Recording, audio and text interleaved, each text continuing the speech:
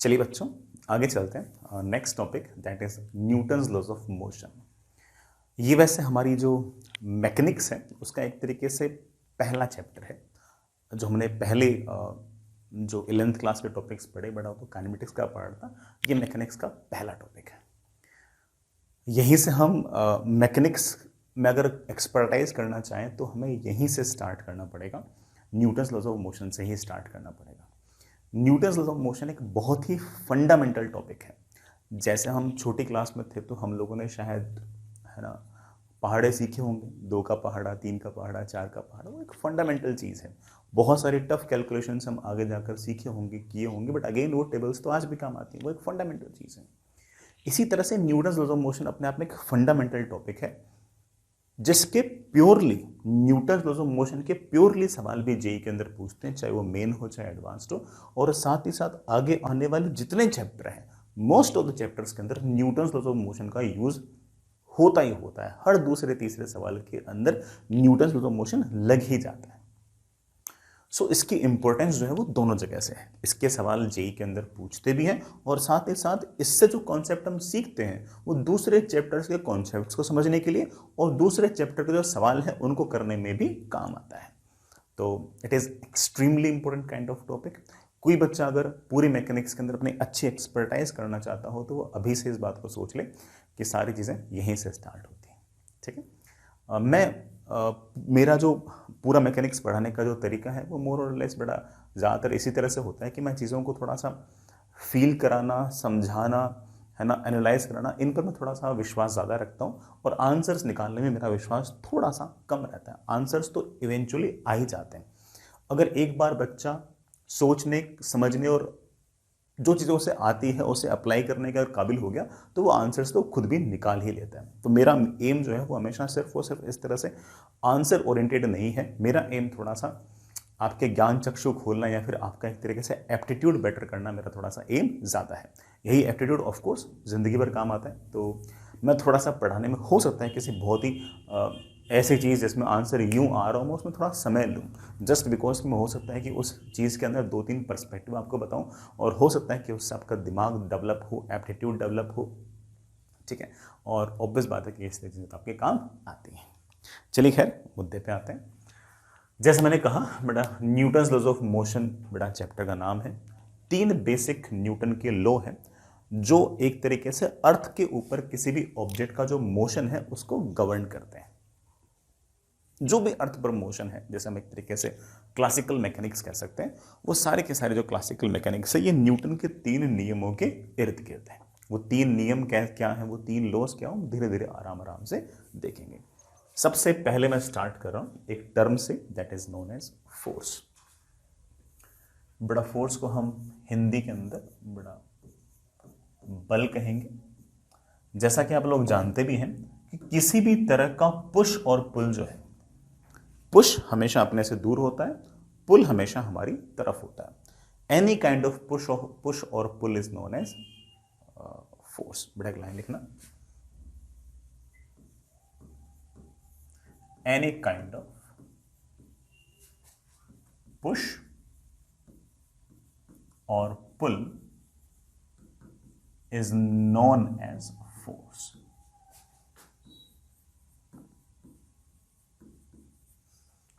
Push बेटा हमेशा हमसे दूर की तरफ होगा, पुल बेटा हमेशा ऐसे हमारी तरफ होगा। हम किसी चीज को अपनी तरफ खींचेंगे तो पुल, धक्का देंगे तो पुश। ठीक है। फोर्स अपने आप में एक वेक्टर क्वांटिटी है। जैसे मैंने पहले बोल दिया बेटा डायरेक्शन का फर्क पड़ता है, ये अपने एक वेक्टर क्वांटिटी है। इसका जो भी जोड़ना, घटाना, गुणा करना, भाग देना, ये सारे के सारे जो है ये आपस में वेक्टर्स की तरह हमें करने पड़ेंगे। नेक्स्ट इज इसकी यूनिट। इसके जो स्टैंडर्ड इंटरनेशनल यूनिट है, मैं बेटा उसको बाद में आगे जाके कभी ना कभी प्रूव भी कर दूंगा। It is KG meter per second square. बेटा this KG meter per second square is also known as newton. ये जो किलोग्राम मीटर प्रति सेकेंड स्क्वायर है इसको हम न्यूटन भी कहते हैं। It is abbreviated as capital N. इसको हम सिर्फ और सिर्फ कैपिटल एन भी लिख सकते हैं। ठीक है। यही हम बड़े एक बार इसके डायमेंशन भी लिख देते हैं। फोर्स की जो डायमेंशन होगी वो होगी किलोग्राम कितने बड़ा आ जाएगी मास, मीटर की आ जाएगी लेंथ, और सेकेंड की आ जाएगी टाइम। टाइम ऊपर जाएगा तो टी की पावर -2 ml t -2, ये बड़ा इसकी डायमेंशन। मैं एक बात और बोलूंगा बेटा, इस SI यूनिट को, ये जो मैंने 1 न्यूटन लिखा हुआ है, मैं इसको CGS में भी कन्वर्ट करना चाहता हूँ, सेंटीमीटर ग्राम सेकेंड में भी कन्वर्ट करना चाहता हूँ। 1 न्यूटन जो है वो बेसिकली 1 किलो मीटर प्रति सेकंड स्क्वायर के बराबर है। 1 किलो को मैं लिख सकता हूँ 10⁻³ ग्राम्स, 1000 ग्राम्स। 1 मीटर को बड़ा मैं लिख सकता हूँ 10⁻² सेंटीमीटर, मतलब 100 सेंटीमीटर अपॉन बड़ा सेकंड, तो सेकंड ही रहता है, ठीक है, चाहे स्टैंडर्ड इंटरनेशनल हो चाहे CGS हो, दोनों में सेकंड ही रहता है। 10⁻³ और 10⁻5 हो गया, that is 10⁻5 gram centimeter per second square. ये जो gram centimeter per second square है, it is also known as dyne. बड़ा ढंग से बोलना, डायन, ठीक है, डायन नहीं कहना है, डायन कहना है, ठीक है, स्टाइल से। तो 1 न्यूटन जो है बड़ा 10⁻5 डायन्स के बराबर, ठीक है, डायन्स के बराबर ना भी याद रखो तो चल जाएगा, इसको बहुत बड़ा काम नहीं। तो किसी भी तरह का पुश और पुल जो है बड़ा आपके पास वो फोर्स है। फोर्स की बेसिक बात है बड़ा आपके पास ये, फोर्स वेक्टर क्वांटिटी है, स्केलर नहीं। हम हल्का सा बड़ा यहां पर ये भी डिस्कस कर लेते हैं कि जो फोर्स है वो कर क्या सकता है, मतलब फोर्स क्या क्या चीजें कर सकता है। जैसे मान लीजिए बेटा ये आपके पास कोई ऑब्जेक्ट है, ठीक है, ये पहले रेस्ट पे है। अगर मैंने इस पर कोई फोर्स लगाया, लेट से बेटा मैंने इसको पुश दिया, तो ये बॉडी बेटा सामने की तरफ चलना स्टार्ट हो जाएगी, इसके अंदर कुछ ना कुछ मोशन आ जाएगा। तो रेस्ट पे पड़ी हुई ऑब्जेक्ट पर मैं फोर्स लगाकर उसे मूव कराना स्टार्ट करा सकता हूं।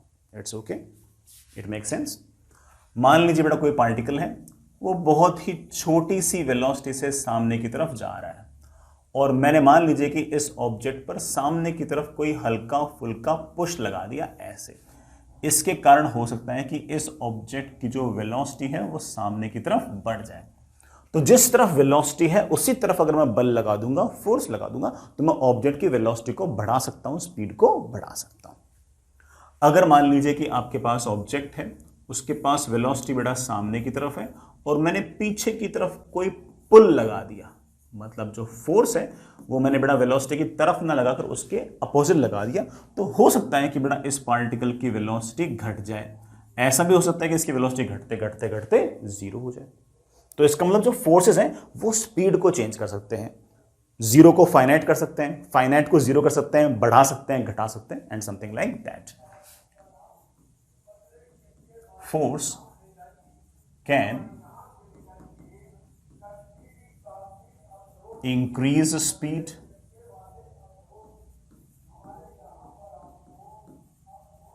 decrease speed, बड़ा स्पीड को बढ़ा सकता है, घटा सकता है।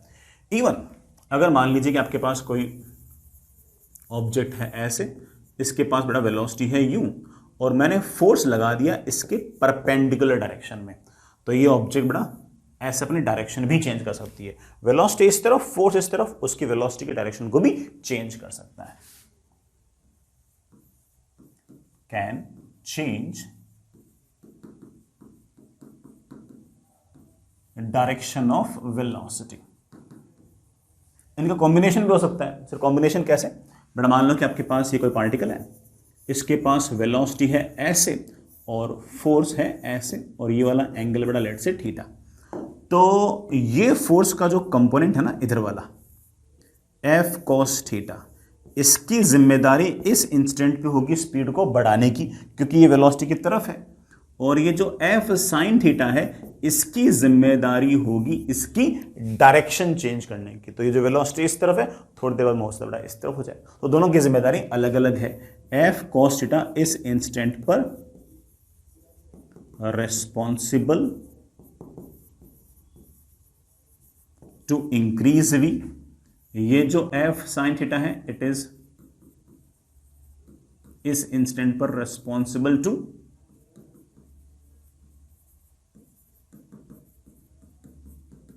चेंज डायरेक्शन को चेंज करने के लिए जिम्मेदार है। ठीक है, इसके अलावा बेटा मान लो कि आपके पास ये कोई बॉडी है, इस पर अगर तुम इस तरह से अगर फोर्सेस वगैरह लगाते हो तो बॉडी की तुम शेप साइज ज्योमेट्री भी चेंज कर सकते हो, उसको तुम डिफॉर्म कर सकते हो। अरे यार बेटा मान लो कि तुम आटा गूंद रहे हो, तो उस केस में बेटा आटे का जो डफ होता है उस पर मुक्का मारा तो उसकी शेप साइज ज्योमेट्री चेंज भी हो सकती है। तो हम फोर्स से can change shape size geometry of an object. तो जो हमारा फोर्स है, जो मतलब पुश और पुल है, वो बेटा किसी ऑब्जेक्ट की स्पीड बढ़ा सकता है, घटा सकता है, डायरेक्शन चेंज कर सकता है, इनका कॉम्बिनेशन भी कर सकता है और उस ऑब्जेक्ट की बेटा शेप साइज ज्योमेट्री भी चेंज कर सकता है। अब देखते हैं कि कितने टाइप ऑफ फोर्सेस हमारे नेचर में होते हैं। ठीक है, आगे चलते हैं। नेचर के अंदर जितने भी फोर्सेस हैं बेटा उसको हमने 4 पार्ट्स के अंदर डिवाइड कर रखा है। Gravitational force, electromagnetic force, strong nuclear force and week nuclear force. जो भी हमारे फोर्सेस हैं वो हमेशा इन 4 पार्ट्स में से किसी न किसी पार्ट के अंदर होंगे, जिसमें से ग्रेविटेशनल फोर्स और इलेक्ट्रोमैग्नेटिक फोर्सेस जो हैं ये हमारे जेई के सिलेबस में है। इनको हम कभी ना कभी किसी न किसी चैप्टर के अंदर पढ़ेंगे। ग्रेविटेशनल फोर्स बेटा हम ग्रेविटेशनल चैप्टर के अंदर पढ़ेंगे और जो इलेक्ट्रोमैग्नेटिक फोर्स है ये तो बेटा हम लगभग मान के चलो कि कोई 7-8 चैप्टर के अंदर पढ़ेंगे, क्लास 12th के टॉपिक्स के अंदर पढ़ेंगे। ये जो स्ट्रॉन्ग न्यूक्लियर फोर्स और वीक न्यूक्लियर फोर्स है ये हमारे जेई के सिलेबस में नहीं है। ठीक है, हालांकि हल्का फुल्का बेटा केमिस्ट्री वगैरह में हल्का फुल्का इंट्रोडक्शन कहीं ना कहीं आ सकता है, बट ऐसे इनके फॉर्मूलेज जो है बेटा हमारे जेई सिलेबस में नहीं है, तो मैं इनको बहुत ज़्यादा डिस्कस नहीं करूँगा। मैं ऐसे हल्का फुल्का ऐसे ही बता के निकल लेंगे। ये मत सोचना कि सर मक्कारी कर रहे हैं, जेई के सिलेबस में नहीं है इसलिए बेटा हम इनके बारे में बहुत ज़्यादा बातें नहीं करेंगे। तो 4 फंडामेंटल फोर्सेस हैं आपके, हर फोर्स जो होगा उन चारों में से किसी न किसी एक फोर्स में आएगा। One is gravitational force, second is electromagnetic force, third is strong nuclear force and fourth one is weak nuclear force. These 2 are in our JEE syllabus. इस चैप्टर में नहीं, किसी न किसी चैप्टर के अंदर हम इनको बाद में आगे जाके पढ़ेंगे। ये दोनों हमारे जेई सिलेबस में नहीं। ठीक है, आगे चलते हैं बेटा। सबसे पहले स्टार्ट करते हैं ग्रेविटेशनल फोर्स से। Any force by virtue of mass के कारण अगर कोई भी फोर्स लगता है बेटा that force is known as your gravitational force. बेटा एक छोटी सी लाइन लिखना, it is force by virtue of masses। masses के कारण अगर कोई फोर्स लगता है बेटा that force is known as gravitational force. Gravitational force बेटा कभी भी है ना रिपल्सिव नहीं होता, ये हमेशा अट्रैक्टिव होता है। It is always attractive in nature. बेटा ये नेचर के अंदर अट्रैक्टिव रहेगा। ठीक, इसका फॉर्मूला क्या है सुनना। अगर मेरे पास एक छोटा सा मास है m1 और ये बेटा एक दूसरा छोटा सा पॉइंट मास है m2, दोनों मासेस के बीच की दूरी अगर r है तो दोनों मासेस एक दूसरे को अट्रैक्ट करेंगे बाय वर्च्यू ऑफ मास के कारण, और इस पर ग्रेविटेशनल फोर्स आएगा ऐसे, इस पर ग्रेविटेशनल फोर्स आएगा। ये जो ग्रेविटेशनल फोर्स है ये हमेशा directly proportional to product of the masses and inversely proportional to square of the distance. और कुल मिलाकर हमारे पास फोर्स की जो वैल्यू आती है बेटा वो आती है Gm1m2 अपॉन आर स्क्वायर। ये जो बेटा तेरे पास कैपिटल जी ना, इसको हम नाम देते हैं ग्रेविटेशनल कांस्टेंट। बेटा जो कैपिटल जी है इट इज नोन एज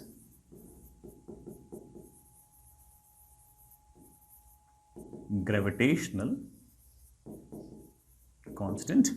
इसकी जो वैल्यू है बेटा that is 6.67 × 10⁻⁻11 newton meter square per KG square. Sir इसकी यूनिट याद करनी है क्या? नहीं बेटा, जी की अगर यूनिट निकालनी है तो फोर्स की यूनिट तो पता ही है, न्यूटन। आर स्क्वायर मतलब सेपरेशन का स्क्वायर, सेपरेशन का स्क्वायर मतलब मीटर का स्क्वायर, अपॉन बेटा मास इज m1 m2, तो केजी केजी बेटा क्या होगा? केजी का स्क्वायर। कई बच्चे बेटा स्क्वायर से याद कर लेते हैं कि रफली 20/3 into 10⁻⁻11 newton meter square per KG square. ये जो आपका कैपिटल जी है ये इतना छोटा है कि अगर m1 m2 छोटे हुए तो ये फोर्स नेग्लिजिबल आएगा। भाई इसकी वैल्यू 10⁻11 की है। अगर मान लो मासेस ऐसे हुए कि एक 10 किलो एक 20 किलो, तो ये वाला फोर्स नेग्लिजिबल आएगा। एक मास हो 50 किलो, दूसरा मास हो बेटा मान लो 60 किलो, तभी बेटा ये वाला फोर्स नेग्लिजिबल आएगा। जब तक m1 m2 में से कोई एक मास बहुत बड़ा ना हो जाए तब तक आपका जो फोर्स है, ग्रेविटेशनल फोर्स जो है वो नेग्लिजिबल आएगा और उसे हम नेग्लेक्ट कर सकते हैं। सर कहने का अर्थ क्या है? बेटा कहने का अर्थ ये है कि जैसे मेरा mass let's say for example 68 KG है और मैं कैमरा मेरे सामने पड़ा है, तो वैसे मैं कैमरे को अपनी तरफ और कैमरा मुझे अपनी तरफ अट्रैक्ट कर रहे हैं। लेकिन अगर मैं अपना मास 68 केजी यहां पर लिखूं, कैमरे का मास लेट से बड़ा आधा किलो यहां पर लिखूं, हमारे बीच में जो सेपरेशन है वो यहां पर लिखूं, तो जो फोर्स है बहुत छोटा आएगा। और ये फोर्स इतना छोटा आएगा कि ये मोशन के अंदर बहुत बड़ा चेंज नहीं ला पाएगा। और इस कारण से हम कह पाएंगे कि जब तक दोनों मास में से एटलीस्ट एक मास बहुत बड़ा ना हो तब तक हम हमेशा इस ग्रेविटेशनल फोर्स को नेग्लेक्ट करेंगे। ये ग्रेविटेशनल फोर्स कब अच्छा खासा आएगा? जब दोनों में से एटलीस्ट एक मास बड़ा हो, या तो एक मास बड़ा हो या दोनों मास बड़े हो। जैसे अर्थ मुझे पुल कर रही है, वो ग्रेविटेशनल फोर्स बहुत बड़ा होगा। सर क्यों? क्योंकि अर्थ का मास बहुत ज्यादा है। सन अर्थ को जो पुल कर रहा है वो फोर्स अच्छा खासा होगा। क्यों? क्योंकि सन का मास भी अच्छा खासा है, अर्थ का मास भी अच्छा खासा है। तो इसलिए ध्यान रखें इस बात का कि gravitational force will be insignificant if both the masses are small, it will be significant if at least one of the mass is extremely large. जैसे हमारे केस में अर्थ हमारे पास सबसे भारी ऑब्जेक्ट है, वो ग्रेविटेशनल फोर्स अच्छा खासा लगाएगी। हमारे आपस में बीच में लगने वाला जो ग्रेविटेशनल फोर्स है वो इतना ज्यादा नहीं होता। Is it okay? तो मैं इसको थोड़ा अंग्रेजी में लिख लूं, बड़ा लिखना।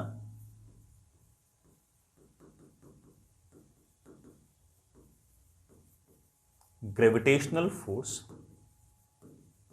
Will be negligible if both the masses are small। ठीक है, तो सर ग्रेविटेशनल फोर्स सिग्निफिकेंट कब होगा? एटलीस्ट एक मास बड़ा होना चाहिए।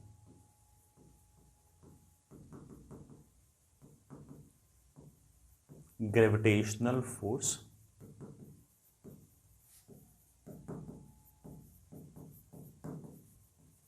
will be significant only if at least one mass is very high। At least एक मास जो है वो बड़ा बहुत बड़ा हो। जैसे फॉर एग्जाम्पल अर्थ के बीच में और अर्थ पर रखी हुई किसी ऑब्जेक्ट के बीच में जो ग्रेविटेशनल फोर्स होगा वो अच्छा खासा बड़ा आएगा। अर्थ और मून के बीच में जो एट्रैक्टिव फोर्स आएगा वो अच्छा खासा बड़ा आएगा। अर्थ का मास भी अच्छा खासा है बड़ा, मून का मास भी अच्छा खासा है। सन और अर्थ के बीच का जो ग्रेविटेशनल पुल होगा वो भी अच्छा खासा आएगा। ठीक है, दोनों में से एटलीस्ट एक मास तो बहुत बड़ा होना चाहिए। दोनों बड़े हो तो और अच्छी बात है। चलिए आगे चलते हैं।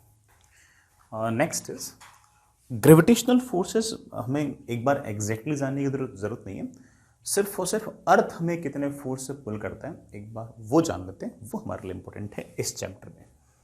हेडिंग लिखना बेटा, that is gravitational pull by earth. Earth हमें जिस ग्रेविटेशनल फोर्स से पुल करती है बड़ा वो जानना हमारे लिए ज़रूरी है। जैसे मान लीजिए कि बड़ा आपके पास ये अर्थ, ठीक है, ये बड़ा आपका अर्थ को बड़ा आप ऐसे सॉलिड स्फीयर टाइप मान सकते हो रफली। अर्थ का जो रेडियस है वो प्यारे बच्चों 6400 किलोमीटर के आसपास होता है रफली। अर्थ का जो मास है वो बेटा 5.95 इंटू 10⁻⁻24 kg के आसपास होता है मेरे ख्याल से, रफली इस रेंज में होता है।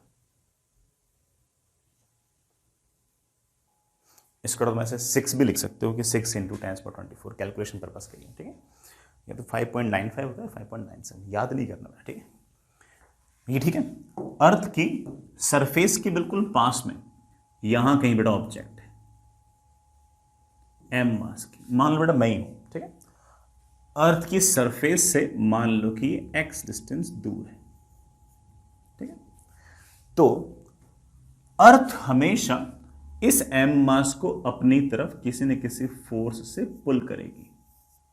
ये जो एफ फोर्स है this is basically pull by earth, और इसकी जो वैल्यू होगी बेटा वो होगी G mass of earth, mass of this object divided by इस अर्थ के सेंटर से इस ऑब्जेक्ट की दूरी कितनी है। अर्थ के सेंटर से बेटा दूरी जो होगी वो होगी r प्लस एक्स, उसका कर दूंगा स्क्वायर। अब बेटा जो x है ना वो r के सामने बहुत छोटा है। भाई मैं अर्थ की सरफेस से बेटा कोई ऐसे, अगर मैं फर्स्ट फ्लोर पे हूं तो मैं अर्थ की सरफेस से कितना दूर हो गया, रफली बेटा मेरे ख्याल से 3 मीटर 3.5 मीटर के आसपास। अगर बेटा मान लो कि मैं थर्ड फ्लोर पे हूं तो ठीक है, वैसे बेटा तुम उसको मल्टीप्लाई कर लो, है ना, 2 से मल्टीप्लाई कर लो। फोर्थ फ्लोर पे हो तो 3 से मल्टीप्लाई कर लो। तो ये जो डिस्टेंस होगी ऑफ कोर्स अर्थ के रेडियस के मुकाबले तो बहुत छोटी है। तो आप रफली ऐसा लिख सकते हो कि that is G M M upon R square, ठीक है।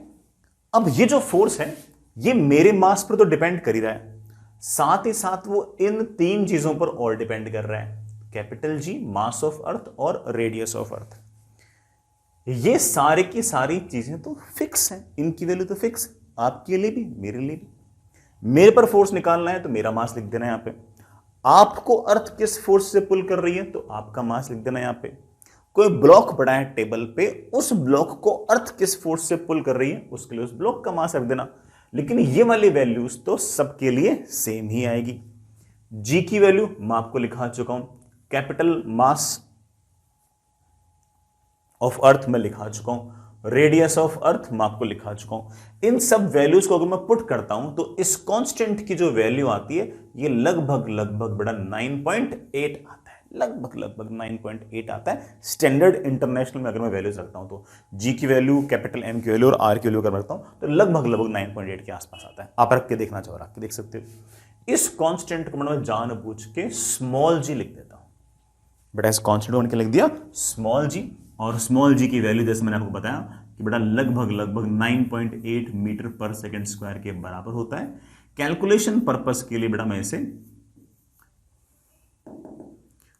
रफली 10 मीटर पर सेकंड स्क्वायर लिखना पसंद करता हूं। बेटा अगर फीट में अगर याद करना चाहो तो 32 फीट पर सेकंड स्क्वायर बेटा इसकी वैल्यू हो सकती है। 9.8 को बेटा तुम रफली है ना पाई स्क्वायर भी लिख सकते हो, 3.14 इंटू 3.14 करोगे तो लगभग 9.8 के आसपास भी पहुंच जाओगे। ये बेटा आपकी जी की वैल्यू आ गई। तो अगर किसी ऑब्जेक्ट को के ऊपर ग्रेविटेशनल फोर्स निकालो तो सिंपल है, उसका मास इंटू जी। जी बेटा हम 9.8 भी यूज कर सकते हैं, 10 भी यूज कर सकते हैं, वो आपको सवाल के अंदर अक्सर दे रखा होगा, इसलिए आपको कभी ऐसे खास लोड लेने की जरूरत नहीं है, ठीक है। तो अर्थ ने जिस फोर्स से हमें पुल किया है इसको हम इवन वेट ऑफ ऑब्जेक्ट भी कह सकते हैं, वेट ऑफ ऑब्जेक्ट भी कह सकते हैं। बड़ा वेट को हिंदी के अंदर बड़ा भार कहते हैं। बड़ा मेरे को ऐसे हिंदी इतनी ज़्यादा लिखनी आती है, बड़ा भार कह सकते हैं, ठीक है। जैसे फॉर एग्जाम्पल बड़ा मैं अर्थ को ऐसे दिखा दूं, फ्लैट दिखा दूं, अपन को तो फ्लैट ही दिखती है ना, और उसके ऊपर मान लीजिए कि ये मैं हूं और मेरा मास है लेट से 68 kg। तो अर्थ मुझे ऐसे अपनी तरफ पुल कर रही है, जिस फोर्स से मुझे अर्थ पुल कर रही है बेटा दैट इज m इंटू जी।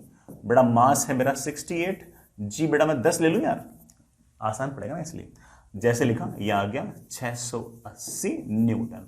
इसका मतलब अर्थ मुझे मेरे मास के कारण, अपने मास के कारण और मेरे मास के कारण अर्थ मुझे पुल कर रही है बेटा, कितने फोर्स से, 680 न्यूटन से। ठीक है सर, अर्थ तो स्फेरिकल थी, आपने ऐसे फ्लैट क्यों दिखा दी, बट हमें ऐसे फ्लैट ही दिखती ना सर एज ए सरफेस, तो ठीक है, रेडियस इतना बड़ा है इसलिए हमें फ्लैट दिखती है।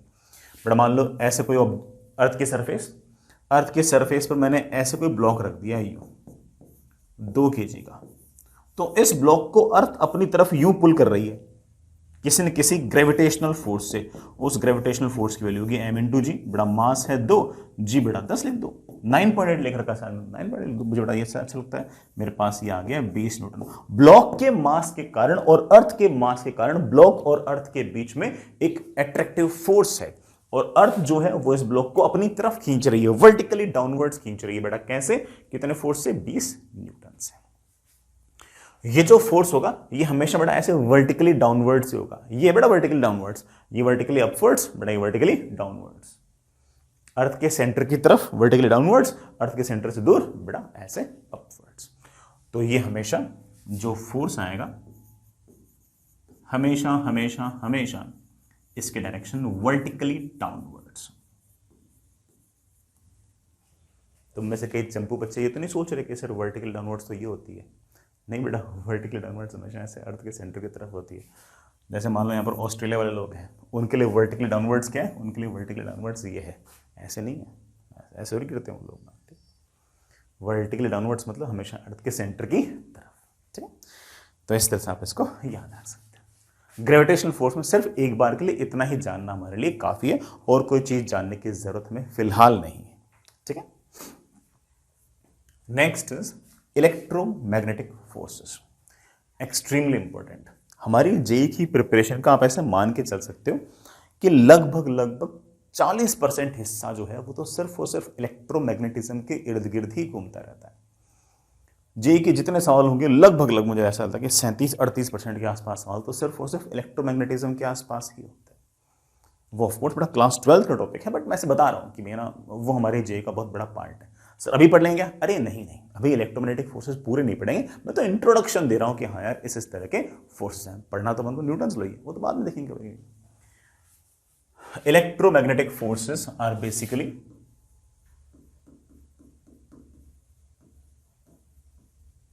It is a force by virtue of charge.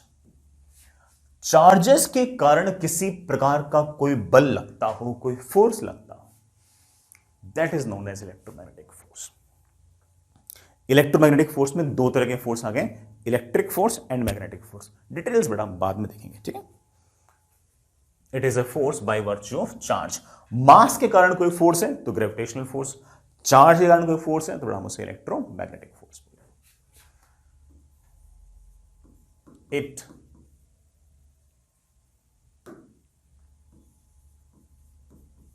Can be attractive और रिपल्सिव। बेटा ये अट्रैक्टिव भी हो सकता है, ये रिपल्सिव भी हो सकता है। ग्रेविटेशनल फोर्स हमेशा अट्रैक्टिव था, ये रिपल्सिव भी हो सकता है। ठीक है, मैं एक छोटी सी डिटेल और बोल दूं बेटा, ऐसे पता नहीं है ना, हालांकि कभी काम नहीं है कि ऐसे बोल रहा हूं। अगर मान लीजिए 2 चार्जेस हैं सेम साइन के, तो वो दोनों चार्जेस ऐसे एक दूसरे को रेपेल करते हैं, ऐसे एक दूसरे को रेपेल करते हैं। 2 चार्जेस हैं ऐसे, एक प्लस एक माइनस, ये दोनों चार्जेस एक दूसरे को ऐसे अट्रैक्ट करते हैं। ये जो फोर्सेस हैं ये सारे के सारे फोर्सेस बेटा आपके इलेक्ट्रोस्टैटिक फोर्सेस हैं। ऐसे बेटा कुछ मैग्नेटिक फोर्सेस भी होते हैं। जब मैंने लिखा इलेक्ट्रोमैग्नेटिक फोर्सेस तो इसमें 2 फोर्सेस आ गए बेटा, एक तो कौन सा, इलेक्ट्रोस्टैटिक फोर्स, और दूसरा है मैग्नेटिक फोर्स। एक है बेटा आपका इलेक्ट्रोस्टैटिक फोर्स, दूसरा आपका मैग्नेटिक फोर्स। है, दो फोर्सेस को मिलाकर हम क्या बना देंगे, इलेक्ट्रोमैग्नेटिक फोर्स। डिटेल्स बड़ा ऑब्वियस बात है, अलग अलग चैप्टर की कहानी है, हमारे लिए तो एक बार इतना ही काफी है। हमारे पास कुछ ऐसे एग्जाम्पल्स हैं इलेक्ट्रोमैग्नेटिक फोर्सेस के जो इस चैप्टर में काम आएंगे, हमारे इस चैप्टर में काम आएंगे। उन एग्जाम्पल्स को हम एक एक करके देखते हैं, ठीक है। हालांकि बेटा और भी बहुत सारे एग्जाम्पल हो सकते हैं, मैं तो सिर्फ और सिर्फ एक बार फिलहाल जो हमारे काम के आएंगे उन पर ही ध्यान। जो एग्जाम्पल्स हमारे काम के हैं बेटा वो हैं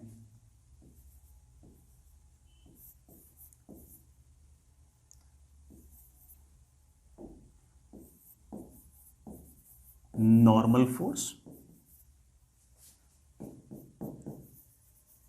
टेंशन एंड फ्रिक्शन।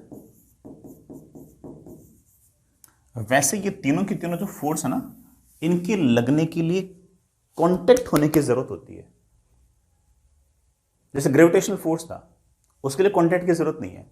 मैं ना अगर मान लो कि मैं हवा में हूं, तब भी मुझे अर्थ अपनी तरफ पुल कर रही है, उसके लिए कांटेक्ट की जरूरत नहीं है।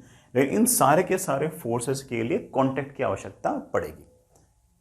एक एक करके सारे सारे फोर्सेस को देखेंगे, बट फिर भी मैं एक बार करके लिख देता हूं कि all of these are contact forces.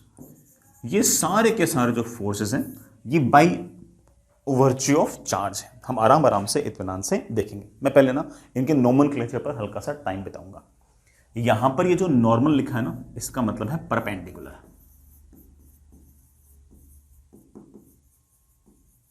इसका मतलब क्या है, परपेंडिकुलर, ठीक है। ये जो टेंशन है बड़ा, इसको हम हिंदी में बोलते हैं तनाव, ठीक है। किसी रस्सी में, रोड में तनाव जो है, ठीक है। बड़ा फ्रिक्शन तो अपना घर्षण बल है, यह एक तरह से रेजिस्टिव फोर्स है। ये एक तरीके से रेजिस्टिव फोर्स।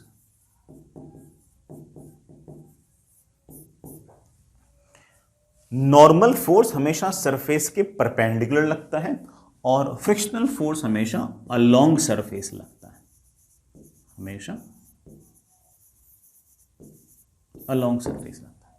हम आराम आराम से इतना से सब देख लेंगे बेटा, आप चिंता मत करना, ठीक है। मैं सबसे पहले एक बार नॉर्मल फोर्स देखता हूं बेटा। सबसे पहले नॉर्मल फोर्स।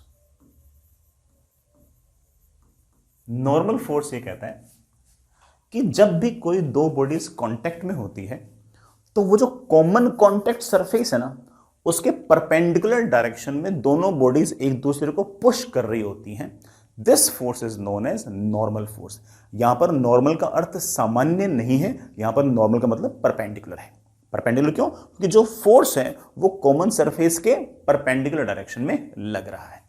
तो normal force, it is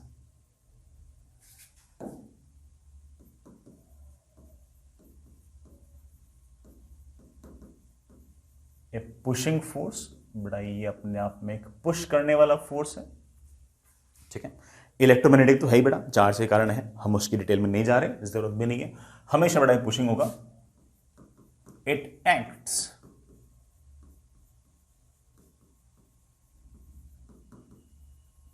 perpendicular to common surface. जो दो बॉडीज टच कर रही हैं उनके कॉमन सरफेस के परपेंडिकुलर डायरेक्शन में आपका ये पुशिंग फोर्स लगेगा, ठीक है। जैसा मैंने पहले बोल दिया बेटा कि contact is must. Normal force लगने के लिए बेटा कांटेक्ट होना जरूरी है, ठीक है। मैं छोटे छोटे आपको कुछ एग्जांपल्स देता हूं। जैसे बेटा मान लीजिए कि मेरे पास ये कोई सरफेस है, ठीक है। इस सरफेस के ऊपर मैंने ऐसे एक ब्लॉक रख दिया एम मास का, ठीक है। ये एम मास का जो ब्लॉक है और जो नीचे वाले सरफेस है उसके बीच की ये एक तरीके से कॉमन सरफेस है। इस एम मास के ब्लॉक को अर्थ पुल कर रही है नीचे की तरफ किसी न किसी फोर्स एम जी से। ये ब्लॉक आना चाहता है नीचे, लेकिन ये सरफेस इसको नीचे आने नहीं देती और ये सरफेस इसको ऊपर की तरफ पुश करती है। जिस फोर्स से नीचे वाली सरफेस ने इसको पुश किया है, इस फोर्स को बेटा हम नाम दे देंगे नॉर्मल फोर्स। इस फोर्स को हम नाम क्या दे देंगे बेटा? Normal force. वैसे अगर नीचे वाले सरफेस ने ब्लॉक को पुश किया है ऊपर की तरफ, तो ब्लॉक ने भी नीचे वाले सरफेस को, ये जो नीचे वाले सरफेस है इसको पुश किया है नीचे की तरफ। This is push bye block. सबसे इंपॉर्टेंट चीज ये है कि ये जो फोर्स लगेगा ये हमेशा इस सरफेस के परपेंडिकुलर लगेगा, ऐसे बेटा सरफेस के परपेंडिकुलर डायरेक्शन लगेगा।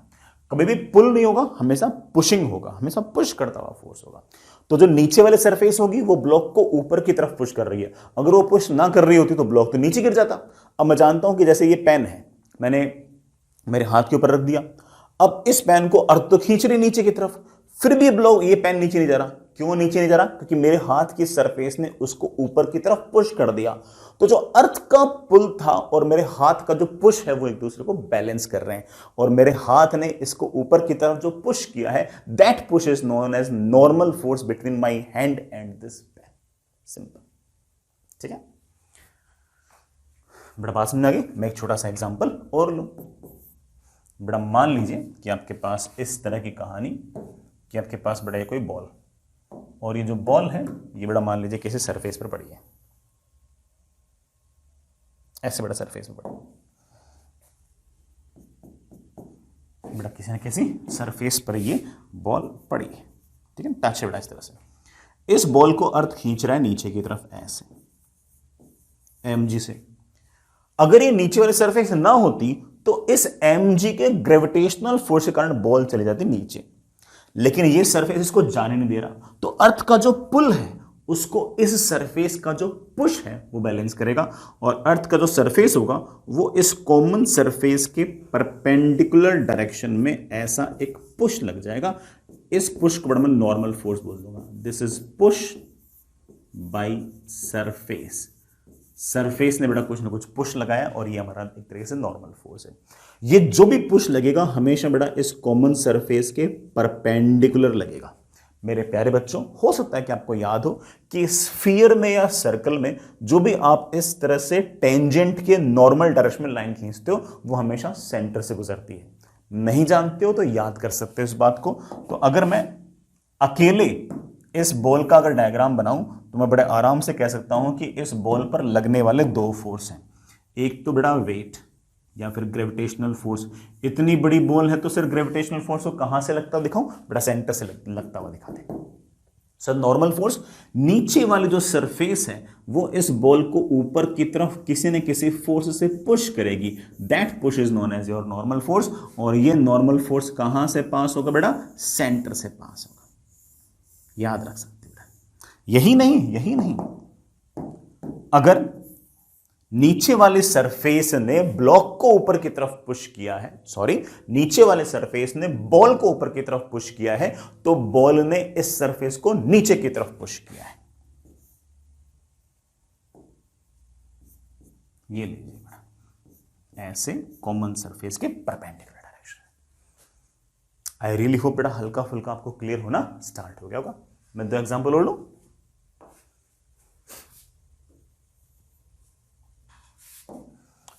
बड़ा मान लीजिए कि मेरे पास ये बड़ा हॉरिजॉन्टल सरफेस,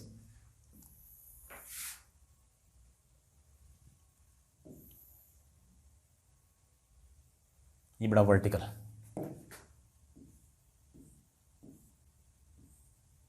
और मेरे पास एक रॉड है बेटा ऐसे, एक रॉड है ऐसे, वो यूं चिलमचा रही है। ये रॉड है, ठीक है, चिलमचा रही है। अब होगा क्या? ध्यान से देखना। ये वर्टिकल दीवार, ये बेटा आपकी हॉरिजॉन्टल सरफेस। मैं नाम में लिख देता हूं, this is your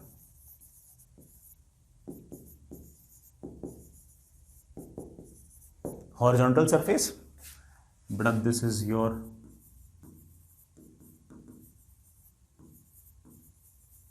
vertical wall. ये रॉड है बेटा एम मास की। आराम आराम से बात करते हैं। सबसे पहले इस रॉड को अर्थ पुल कर रही है। रॉड जिस फोर्स से बेटा अर्थ जिस फोर्स से रॉड को पुल कर रही है that is the gravitational force. या जिसको तुम वेट बोलना चाहो वेट बोल दो। सर इतनी बड़ी रॉड है, वेट कहाँ लगता है दिखाओ, सेंटर पे दिखा दे। तो अर्थ इस रॉड को नीचे की तरफ किसी न किसी फोर्स से पुल कर रही बेटा, वो है mg। इस रॉड का दो जनों से कांटेक्ट भी है। किस किस से कांटेक्ट है? इसका कांटेक्ट है एक तो सरफेस से बेटा, किससे? सरफेस से। रॉड ऐसे सरफेस के टच में है, ठीक है। तो इसका मतलब सरफेस जो होगी वो रॉड को पुश करेगी। कांटेक्ट है तो एक नॉर्मल फोर्स लगेगा, नॉर्मल फोर्स लगेगा। तो जो नीचे वाली हॉरिजॉन्टल सरफेस है वो बेटा इस रॉड को ऐसे पुश करेगी अपने से दूर। मैं इसको N1 लिख दूं। और ये जो आपकी नीचे वाली सरफेस है ना, इसके perpendicular, this is push bye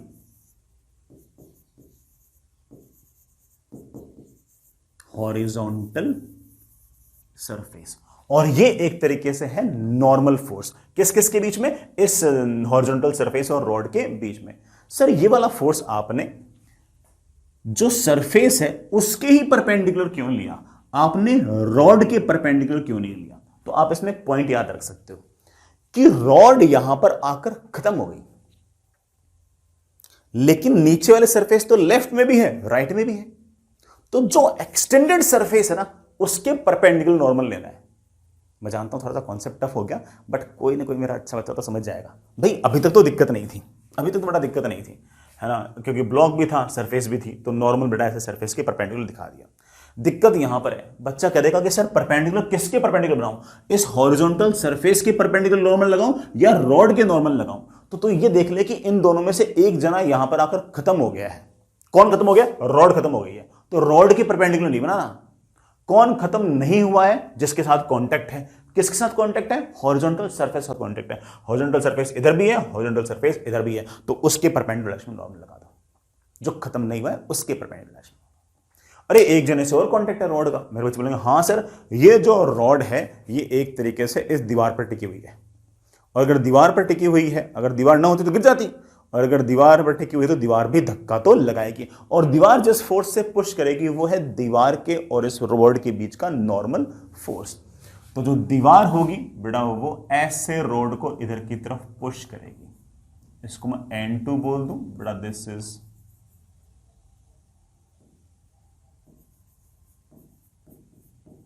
push by wall. Sir again ये वाला जो आपने फोर्स लगाया है ये आपने ऐसे दीवार के ही परपेंडिकुलर क्यों लगाया, रॉड के परपेंडिकुलर क्यों लगाया? इसलिए नहीं लगाया कि रॉड यहां पर खत्म हो गई है। दीवार तो इसके ऊपर भी है, नीचे भी है, दीवार खत्म नहीं हुई है। तो किसके परपेंडिकुलर लगाना है? जहां पर टच किया है। अगर वहां पर सिर्फ और सिर्फ एक पॉइंट ही बनाए तो जो चीज कंटिन्यूअस है, लेफ्ट में राइट में इधर उधर है, उसके परपेंडिकुलर डायरेक्शन में आप नॉर्मल बना दिया करो। रॉड के परपेंडिकुलर नहीं बनाना बेटा, रॉड यहां पर खत्म नहीं, सॉरी रॉड यहां पर खत्म हो गई है। कौन खत्म नहीं हुआ? दीवार खत्म नहीं हुई। इस पॉइंट के इधर उधर हर तरफ आपकी बेटा वर्टिकल वॉल तो है, तो किसके परपेंडिकुलर? दीवार के परपेंडिकुलर आप नॉर्मल बना दिया करो। हालांकि आपके सारे आसान सवाल सिर्फ इस बात से हो जाएंगे, पर बेटा किसी न किसी टफ सवाल में इस तरह की बातें भी यूज हो सकती हैं, इसलिए मैं जानबूझ के बताई है। ठीक है, इतना से याद रख लोगे तो आपका काफी सारा काम बन जाएगा।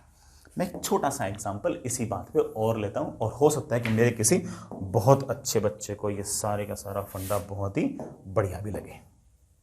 सुनना बेटा, ये मेरे पास एक हॉरिजॉन्टल सरफेस, ये एक वर्टिकल वॉल। मैं लिख भी देता हूं, ये तो मेरे पास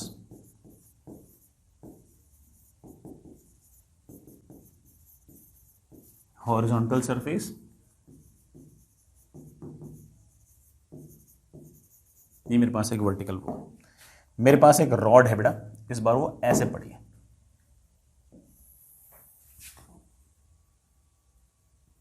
इस बार बेटा आपके पास और रॉड ऐसे पड़ी है। कौन से फोर्सेस हैं? अभी सोचते बेटा कौन से फोर्स हैं। सबसे पहले इतनी बड़ी रॉड है, मान लो बेटा इस रॉड का मास m है, तो इस रॉड को अर्थ पुल करेगी ग्रेविटेशनल फोर्स के कारण, बेटा mg लिख दूं। इतनी बड़ी रॉड है सर, आपने यही लगता क्या दिखाया? सेंटर पे दिखा दो बेटा, दिस इज पुल बाय अर्थ। इसके लिए कॉन्टैक्ट की जरूरत नहीं है।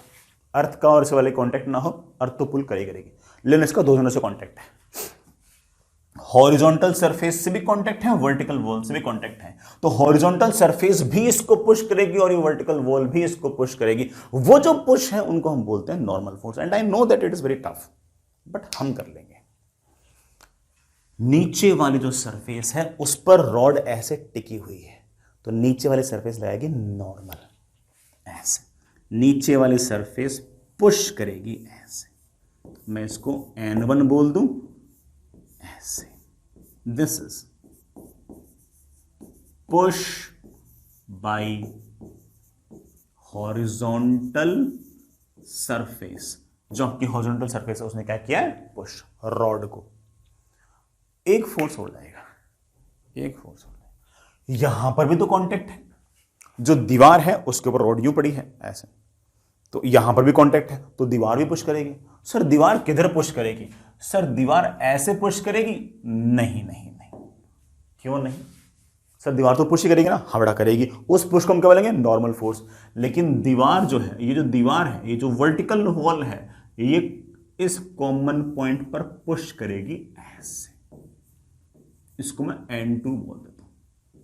सर इस बार रॉड के परपेंडिकुलर क्यों हो गई? बेटा इस बार रॉड के परपेंडिकुलर इसलिए हो गई क्योंकि आपकी जो दीवार है वो यहां पर खत्म हो गई।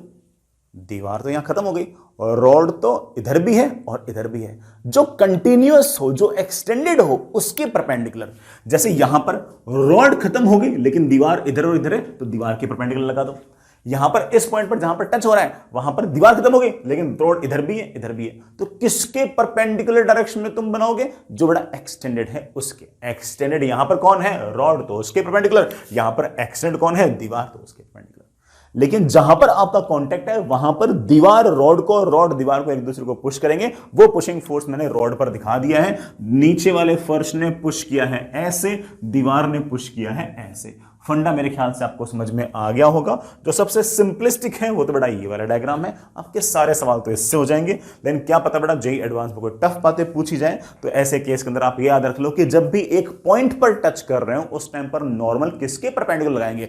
रॉड के परपेंडिकुलर या दीवार के परपेंडिकुलर? तो ध्यान रखना, जो एक्सटेंडेड है, रॉड खत्म हो गई है तो दीवार के परपेंडिकुलर, और अगर इस पॉइंट पर अगर दीवार खत्म हो गई और रॉड इधर उधर है तो रॉड के परपेंडिकुलर। जो एक्सटेंडेड है उसके परपेंडिकुलर डायरेक्शन में आप नॉर्मल फोर्स दिखा दिया करो। और नॉर्मल फोर्स हमेशा इस तरह से पुलिंग होगा, सॉरी इस तरह से पुशिंग होगा, हमेशा पुश करता हुआ फोर्स होगा। नॉर्मल फोर्स का नॉर्मल नाम क्यों पड़ा? बेटा समझ आ गया, क्योंकि ये हमेशा सरफेस के परपेंडिकुलर है। ठीक है बेटा, नॉर्मल फोर्स में इतनी सारी बातें याद रखना तो मतलब बहुत है। फिर भी अगर आपको लगे तो आप बेटा ये लास्ट के 2 पॉइंट अगर आपको ना भी याद हो फिलहाल, तो कोई ऐसा कोई पहाड़ नहीं टूट पड़ा। उससे पहले वाली बात पे अगर याद रहेगी तब भी आपका काम बन जाएगा। ठीक है, नेक्स्ट इज अगला फोर्स, टेंशन। टेंशन में 3 पार्ट में डिवाइड कर रहा हूं। सबसे पहले टेंशन इन स्प्रिंग। सबसे पहले बेटा स्प्रिंग के अंदर तनाव देखो, फिर और देखते हैं। स्प्रिंग बेटा आप सब बच्चों ने देख भी रखी होगी, आपको हल्का फुल्का बेटा स्प्रिंग का आइडिया भी होगा। मैं थोड़ा सा डिटेल में बताता हूं। ये बेटा आपके पास एक दीवार है बेटा, फिक्स्ड है।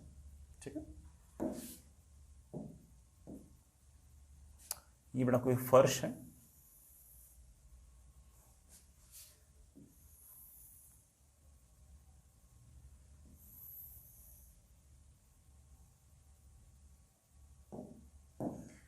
मान लीजिए बेटा स्थिति कुछ ऐसी है, आपके पास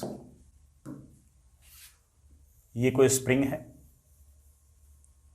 जिसका स्प्रिंग कांस्टेंट है के। ये स्प्रिंग कांस्टेंट क्या है मैं बाद में एक्सप्लेन कर दूंगा। मैं के लिख देता हूं, दिस इज स्प्रिंग कांस्टेंट। नाम से आइडिया लग गया होगा कि बेटा ये कोई कांस्टेंट है जो स्प्रिंग पर डिपेंड करता है। ठीक है, और ये स्प्रिंग अपनी नेचुरल लेंथ पर है फिलहाल।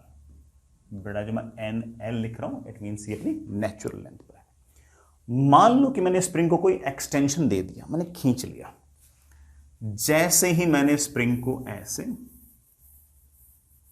बाहर की तरफ खींच लिया,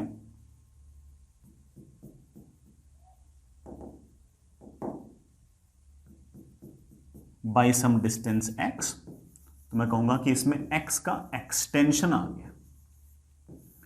जैसे ही स्प्रिंग के अंदर x का एक्सटेंशन आ गया तो अब ये स्प्रिंग क्या करेगी कि इस वाले पॉइंट को अपनी तरफ पुल करेगी, क्योंकि स्प्रिंग में एक टेंडेंसी होती है कि वो अपनी नेचुरल लेंथ पर आने की कोशिश करती है, जो उसकी एक्चुअल लेंथ है ना वहां पर आने की कोशिश करती है। तो अगर आपने अपने हाथ से अगर स्प्रिंग को बाहर की तरफ खींचा तो स्प्रिंग आपके हाथ को अंदर की तरफ पुल करेगी, और जिस फोर्स से ये स्प्रिंग अपनी तरफ पुल करेगी इसको मैं बोल दूंगा टेंशन इन स्प्रिंग। ऐसा नहीं कि सिर्फ और सिर्फ स्प्रिंग मेरे इस हाथ को ही पुल करेगी, ये टेंशन पूरी की पूरी स्प्रिंग के अंदर आ जाएगी, और टेंशन इवन इस दीवार को भी अपनी तरफ किसी न किसी फोर्स से पुल करेगी। बेटा मैं इसको भी टी लिख देता हूं। वो अलग बात है कि दीवार मूव नहीं करेगी, अरे दीवार का मूव करना नहीं मूव करना वो तो दीवार पर डिपेंड करता है, लेकिन स्प्रिंग ने अपना काम कर लिया है, स्प्रिंग ने अपना फर्ज निभा लिया है, स्प्रिंग दीवार को पुल कर रही है। दीवार नहीं आ रही है वो इसलिए दीवार बहुत भारी है, फिक्स्ड है, रिजिड है, वो अलग बात है, वो बेटा अलग बात है। ठीक है, तो इस तरह से दोनों एंड्स को इस तरह से पुल कर रही है। ये जो पुल है, ये जो बड़ा पुल है, इसको हम टेंशन भी कह सकते हैं, और ये जो पुल है ये डायरेक्टली प्रोपोर्शनल टू बेटा आपका जो एक्सटेंशन है वो होगा। जितना ज्यादा एक्सटेंशन होगा इस पुल की वैल्यू उतनी ही ज्यादा होगी, उतनी ही ज्यादा होगी। ठीक है, नेक्स्ट इज अगली बात, अगर मैंने इस स्प्रिंग को ऐसे अंदर की तरफ x दबा दिया तो मैं ऐसे बोलूंगा कि इसके अंदर x का कंप्रेशन है।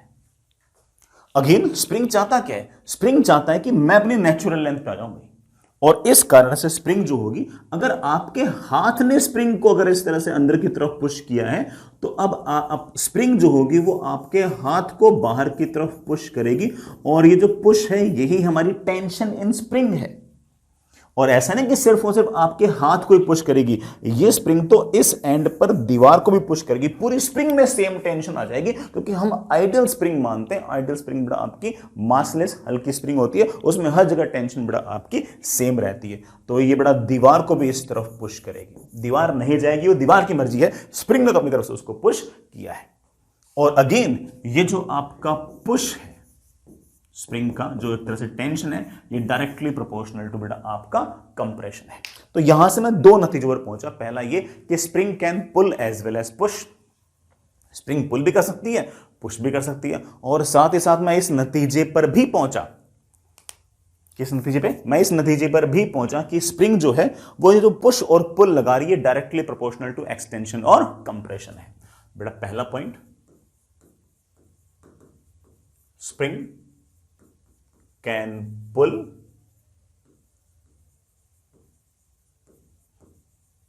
as well as push। दूसरा पॉइंट, स्प्रिंग चाहती क्या है, स्प्रिंग चाहती कि मैं नेचुरल लेंथ पर आ जाऊं, वो आ पाए ना पाए वो अलग बात है, उसकी कोशिश ये रहती है, टेंडेंसी ये रहती है। Spring have tendency to remain at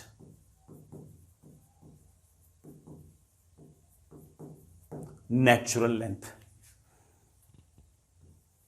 तीसरा पॉइंट, स्प्रिंग में जो भी टेंशन होगा वो डायरेक्टली प्रोपोर्शनल टू एक्सटेंशन या कंप्रेशन होगा। टेंशन इन स्प्रिंग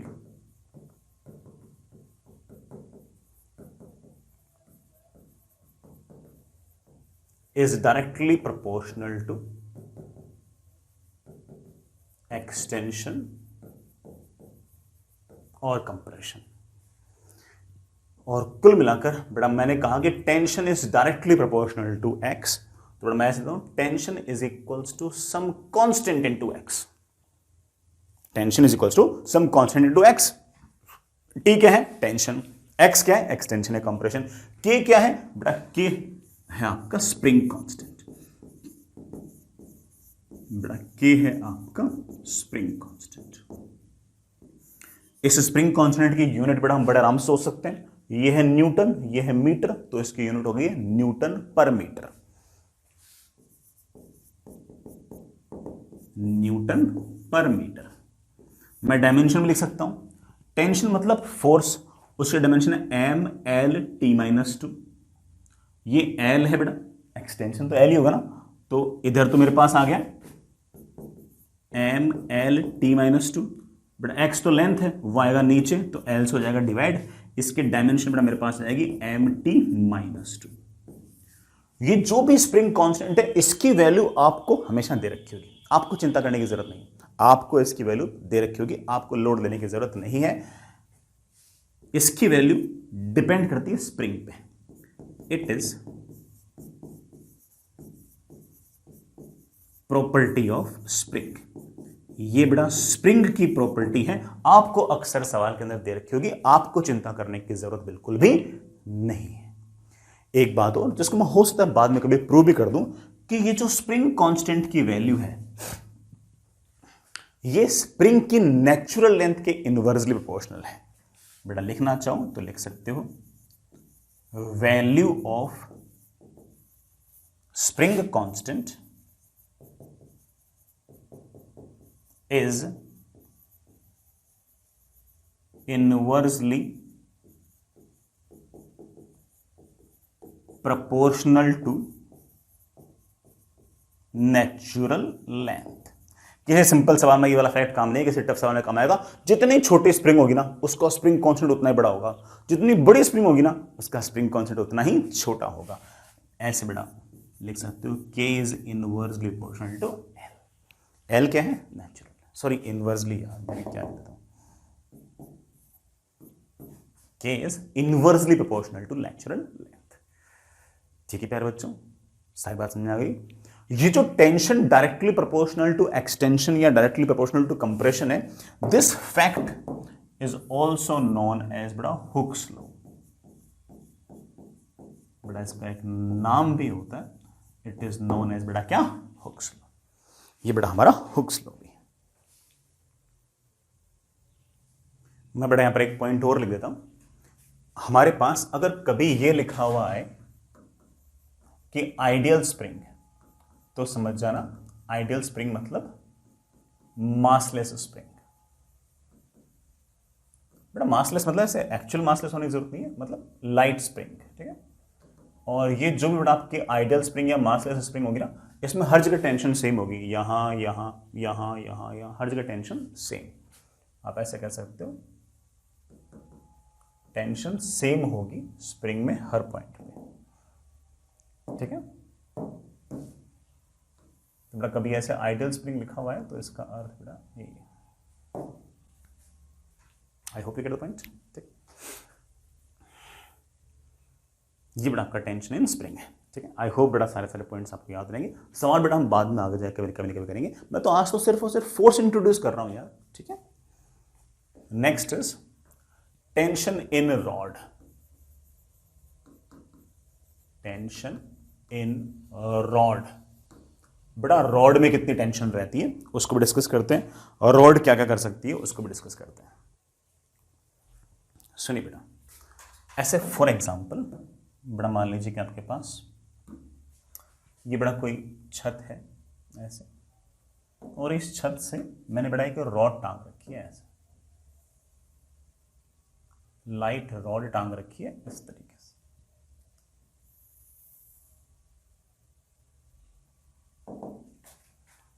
ये बेटा मेरे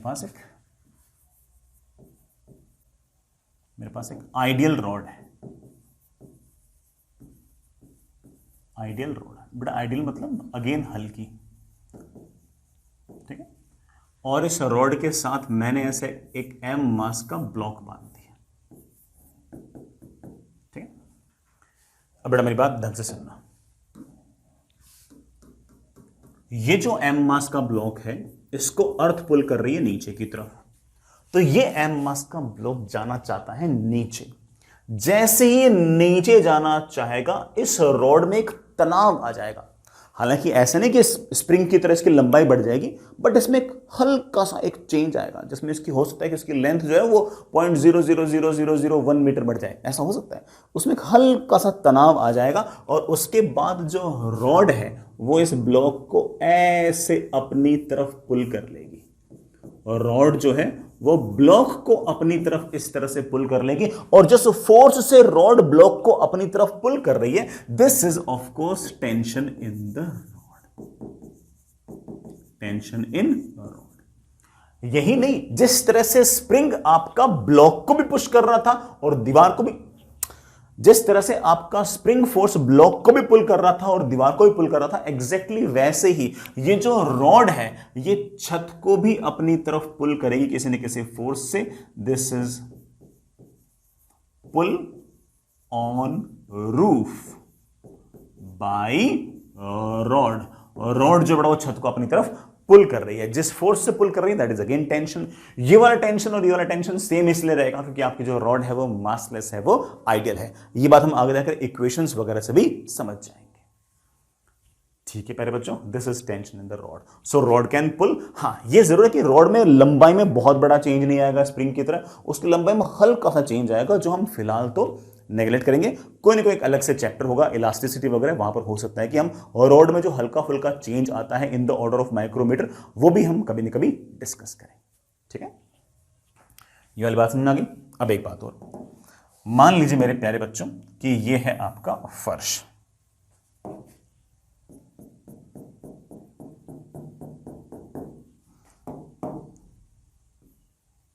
ये फर्श जो है इसके साथ बड़ा मैंने ऐसे एक रॉड लगा रखी है। अगेन बड़ा मेरे पास ये मासलेस रॉड, और इस रॉड को मैंने बड़ा ऐसे किसी एम मास के ब्लॉक से ऐसे बांध रखा है। अब आगे कहानी तुमने हो सकता है इमेजिन करना स्टार्ट कर ली हो कि इस एम मास के ब्लॉक को अर्थ पुल कर रही है। सर अर्थ के तो टच में ही नहीं है। अरे टच में ना हो, ग्रेविटेशनल फोर्स के लिए टच में होना जरूरी नहीं है। इस एम मास के ब्लॉक को अर्थ पुल कर रही है ग्रेविटेशनल फोर्स mg से, जिसके कारण ये आपका जो ब्लॉक है ये जाना चाहेगा नीचे, लेकिन ये जो रॉड जिसके ऊपर ये पड़ा है ये रॉड इसको ऊपर की तरफ पुश कर देगी और नीचे आने देगी नहीं। और आपकी जो रॉड है इसको जिस बल से पुश करेगी, मैं इसको टी लिख देता हूं, this is push by rod on block. Block पर बढ़ाइए रॉड के द्वारा पुश है, और ये जो पुश है यही तो रॉड की टेंशन है। और अगर ये मासलेस रॉड है, आइडियल रॉड है, तो यहां टेंशन, यहां टेंशन, यहां टेंशन, यहां टेंशन सेम होगी। और इस एंड पर अगर रॉड ने ब्लॉक को ऊपर की तरफ पुश किया है तो नीचे वाले एंड पर रॉड जो होगी वो हमारे फर्श को, फ्लोर को नीचे की तरफ पुश करेगी। This is a push by rod on floor. Floor पर बेटा जो रॉड होगी वो इस तरह से पुश करेगी। ये टी और ये टी सेम होगा अगर आपकी रॉड आइडियल है, मासलेस है। तो यहां से किस नतीजे पहुंचे बेटा, मेरे ख्याल से यहां से हम इस नतीजे पहुंचे कि rod can pull as well as push. Rod जो है वो पुल भी कर सकती है और पुश भी कर सकती है, और जिस फोर्स से वो पुश पुल कर रही है उसी फोर्स को हम क्या बोलते हैं, टेंशन। तो लिखना छोटा लिख सकते हो।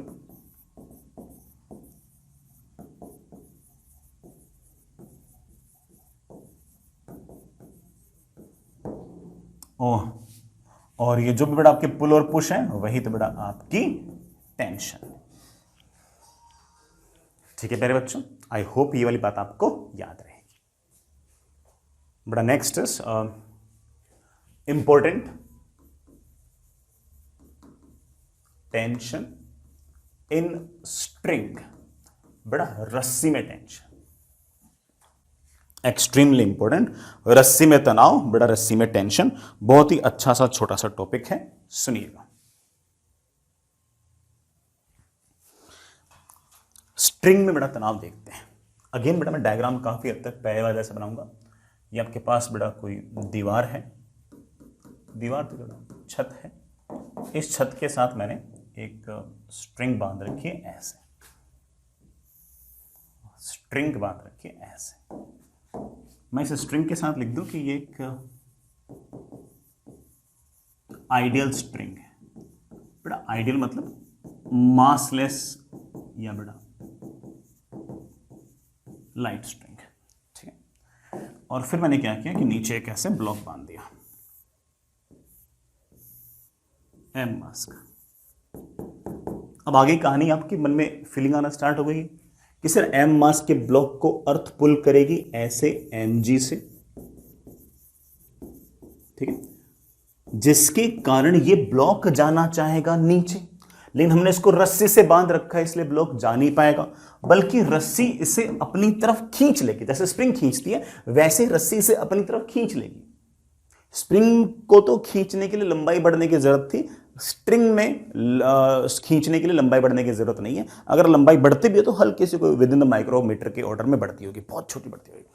तो स्ट्रिंग जो होगी वो इस एम मास के ब्लॉक को ऊपर की तरफ इस बिंदु से अपनी तरफ पुल कर लेगी, और जिस फोर्स से इसने पुल किया वही फोर्स एक्चुअली इस रस्सी का तनाव है, इस रस्सी की टेंशन है। This is pull by string. और ऐसा नहीं कि रस्सी सिर्फ और सिर्फ इस ब्लॉक को खींच रही है, रस्सी जो है वो इस छत को भी खींच रही है। जैसे स्प्रिंग थी बेटा वैसे ये जो रस्सी है हर जगह तनाव टी आ गया, यहां भी टी, यहां भी टी, यहां भी टी, क्योंकि आइडियल स्ट्रिंग है, हर जगह टेंशन सेम, हर जगह टेंशन सेम, हर जगह टेंशन सेम, हर जगह टेंशन सेम। रस्सी अगर खींच रही है ब्लॉक को ऊपर की तरफ तो इस छत को भी खींचेगी, छत को खींचेगी इस बिंदु से अपनी तरफ। This is pull on roof by string. String ने छत को अपनी तरफ खींचा है तो स्ट्रिंग कैन पुल, सिंपल। और स्ट्रिंग जिस फोर्स से पुल कर रही बेटा वही हमारा एक्चुअली टेंशन है। ये बेटा मेरे पास लेट से कोई फर्श है, ये बेटा कोई फर्श है, और आपके पास ये बेटा कोई स्ट्रिंग है, अगेन आइडियल स्ट्रिंग। बेटा एक पतली सी रस्सी लेके आप भी ट्राई करना, और इस रस्सी को मैंने ऐसे किसी एम मास के ब्लॉक के साथ बांध दिया। कहानी समझा गया? वर्टिकल प्लेन के अंदर ये एम मास का ब्लॉक है, ये रस्सी बेटा नीचे आपका फर्श है, और छोड़ दिया। जैसे छोड़ दिया तुम जानते हो क्या होगा, जैसे मैं छोड़ूंगा ये वाला जो एम मास का जो ब्लॉक है ये फ्री फॉल करेगा। इस बात पर फील तो आ गई ना। अगर रस्सी से एम मास के ब्लॉक को अगर बांध दूंगा और रस्सी नीचे है ऊपर नहीं है तो फटाक से एम मास का ब्लॉक नीचे गिरेगा। किसके कारण? रस्सी के कारण? अरे नहीं, रस्सी के कारण नहीं, अपने ग्रेविटेशनल फोर्स mg के कारण ये फ्री फॉल करेगा। सर इस टाइम तो फ्री फॉल नहीं किया था क्योंकि रस्सी ने ऊपर की तरफ खींच लिया था, तो सर इस केस में रस्सी को पुश करना चाहिए ना। बेटा रस्सी पुश नहीं करती, रस्सी सिर्फ और सिर्फ पुल करती है, रस्सी कभी पुश नहीं करती, बल्कि ये एम मास का ब्लॉक नीचे आ जाएगा और आपकी जो स्ट्रिंग है बेटा वो स्लैक हो जाएगी, वो ढीली पड़ जाएगी, उसमें किसी प्रकार का कोई टेंशन नहीं आएगा, स्लैक हो जाएगी, टेंशन जीरो हो जाएगी, और किसी प्रकार का कोई पुश नहीं आएगा। रस्सी में सिर्फ और सिर्फ पुल आता है, रस्सी कभी पुश नहीं करती, और रस्सी जिस फोर्स से पुल करती है that pull is known as tension in the string. As simple as that. बेटा लिखना चाहो तो एक अच्छी सी प्यारी सी लाइन लिख सकते हो, string can pull can't push. बेटा रस्सी सिर्फ और सिर्फ पुल करेगी, पुश नहीं करेगी। ठीक है ना, अच्छा पॉइंट ना। आगे चलते। Next is nuclear force. बेटा मैं पहले एक बार के लिए स्ट्रॉन्ग न्यूक्लियर फोर्स बता रहा हूं बेटा, फिर वीक न्यूक्लियर फोर्स, और मैं बस ऐसे ही छोटी छोटी सिंपल सिंपल लाइनें लिख रहा हूं, मैं इसको बहुत ज़्यादा डिटेल में नहीं बता रहा।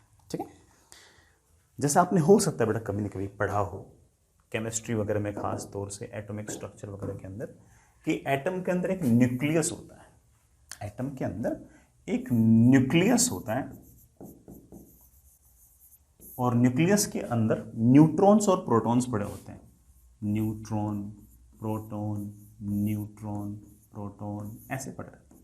ठीक है, न्यूक्लियस का जो रेडियस होता है वो बड़ा इन द ऑर्डर ऑफ फर्मी होता है। सर ये फर्मी मतलब बड़ा, फर्मी मतलब 10⁻⁻15 मीटर के ऑर्डर में इसका रेडियस होता है। ठीक है, न्यूक्लियस के अंदर ये जो प्रोटॉन्स होंगे इनके बीच सेपरेशन तो बड़ा बहुत ही कम है, तो ये प्रोटॉन प्रोटॉन एक दूसरे को इलेक्ट्रोस्टैटिक फोर्स से बाहर की तरफ रेपेल करेंगे। दोनों पॉजिटिव चार्ज है ना, इसलिए रेपेल करेंगे। और ये फोर्स अच्छा खासा बड़ा आएगा। सर अच्छा खासा बड़ा क्यों आएगा? बिकॉज फोर्स इज के Q1 Q2 अपॉन आर का स्क्वायर, और आर बड़ा इन दोनों के बीच का सेपरेशन है। अब इन दोनों का सेपरेशन तो बड़ा बहुत कम है, और अगर इन दोनों का सेपरेशन अगर बहुत कम है तो ऑफ कोर्स आपका ये जो इलेक्ट्रोस्टैटिक रिपल्शन है ये तो बहुत ज़्यादा है। और अगर इलेक्ट्रोस्टैटिक रिपल्शन बहुत ज़्यादा है तो ये प्रोटॉन प्रोटॉन एक दूसरे को रेपेल करके इस न्यूक्लियस को तोड़कर बाहर निकल जाने चाहिए। अगर प्रोटॉन प्रोटॉन इस तरह से न्यूक्लियस को तोड़कर अगर बाहर निकल गए तो आपका न्यूक्लियस तो अनस्टेबल हो गया, और न्यूक्लियस अगर अनस्टेबल तो atom unstable. But we know that कि ऐसा तो नहीं होता, एटम आपका स्टेबल, न्यूक्लियस भी स्टेबल। तो पक्की बात है कि इस इलेक्ट्रोस्टैटिक फोर्स को बैलेंस करने के लिए अंदर की तरफ कोई ना कोई फोर्स होना चाहिए।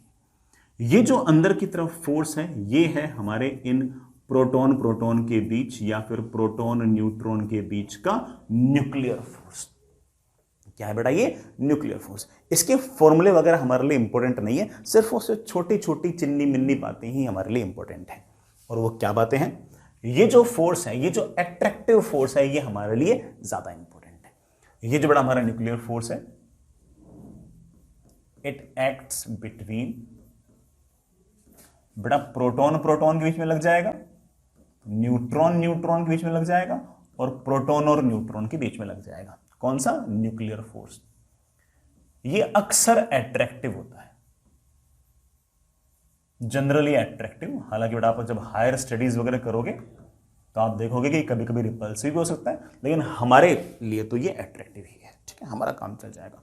ये बहुत ही शॉर्ट रेंज फोर्स है। जब सेपरेशन बहुत कम होगा, इन द ऑर्डर ऑफ फर्मी होगा, तभी बेटा ये फोर्स लगता है। अगर दो प्रोटॉन प्रोटॉन ऐसे अगर मान लो कि 1 मीटर की डिस्टेंस से पड़े हो तब न्यूक्लियर फोर्स नहीं लगता। तो it is short ranged force. ये बेटा एक बहुत ही शॉर्ट रेंज्ड फोर्स है। एक्ट्स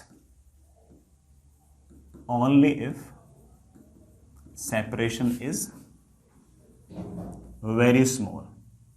सर कितना स्मॉल? बेटा बताया ना, फर्मी के ऑर्डर में डिस्टेंस होनी चाहिए, 10⁻⁻15 मीटर के ऑर्डर में डिस्टेंस होनी चाहिए, तभी बेटा आपका ये फोर्स लगता है।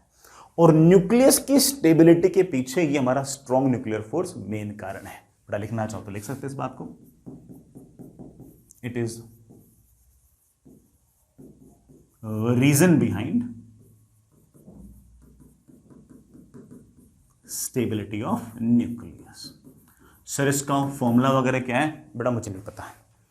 तो सर हमें जानने की जरूरत है क्या? अरे जब मुझे ही नहीं पता तो मैं कहाँ जानने की जरूरत है? ठीक है, चलिए इतनी इंफॉर्मेशन आपके लिए बेटा एक बार के लिए काफी है। Next is weak nuclear force. ये बेटा और मतलब और भी कम नॉलेज की जरूरत है, इसके लिए तो बिल्कुल भी कोई नॉलेज। एक सिंपल सा बस मुझे एक फैक्ट बोलना है कि वीक न्यूक्लियर फोर्स जो होता है वो हमारे स्ट्रॉन्ग न्यूक्लियर फोर्स से ऑफ कोर्स थोड़ा सा और कम होता है, और मोस्टली हम इसको नेग्लिजिबल ही मानते हैं।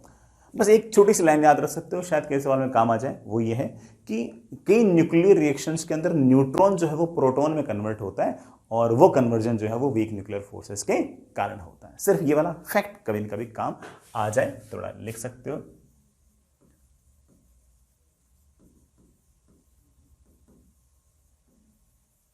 Weak nuclear force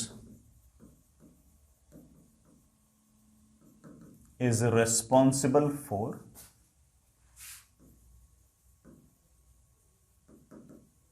conversion of neutron into proton। बेटा कुछ न्यूक्लियर रिएक्शंस जो है उसमें बेटा ये आपका वीक न्यूक्लियर फोर्स आ जाता है। जैसे बेटा आपको रिएक्शन याद रखने की जरूरत नहीं, मैं बोल रहा हूँ। जैसे न्यूट्रॉन है बेटा, आपको मैं ज़्यादा डिटेल तक कहूँ, न्यूट्रॉन जो है वो बेटा प्रोटॉन में कन्वर्ट होगा। जब भी बेटा प्रोटॉन में कन्वर्ट होगा तो साथ ही साथ बेटा अपने अंदर से वो एक इलेक्ट्रॉन भी निकालेगा, और साथ साथ में एक एंटी न्यूट्रिनो भी निकालता है।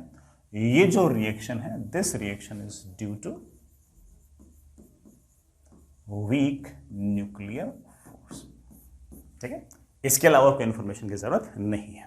ठीक है, ये रिएक्शन ना भी याद करो, बना चल जाए, कोई काम, कोई दिक्कत नहीं है। ठीक है, चलिए बच्चों आगे चलते हैं। नेक्स्ट इज, अब न्यूटन के जो बेसिक 3 नियम हैं, जैसे हम एक तरीके से न्यूटन्स लॉज ऑफ मोशन कहते हैं, उनको एक एक करके स्टडी करते हैं। सबसे पहला है that is Newton's first law या फिर लॉ ऑफ इनर्शिया। क्या कहता है, सुनते हैं। सबसे पहले ये समझते हैं कि इनर्शिया क्या है, ठीक है, उसके बाद लो पर भी आते हैं। सुनिए बच्चों,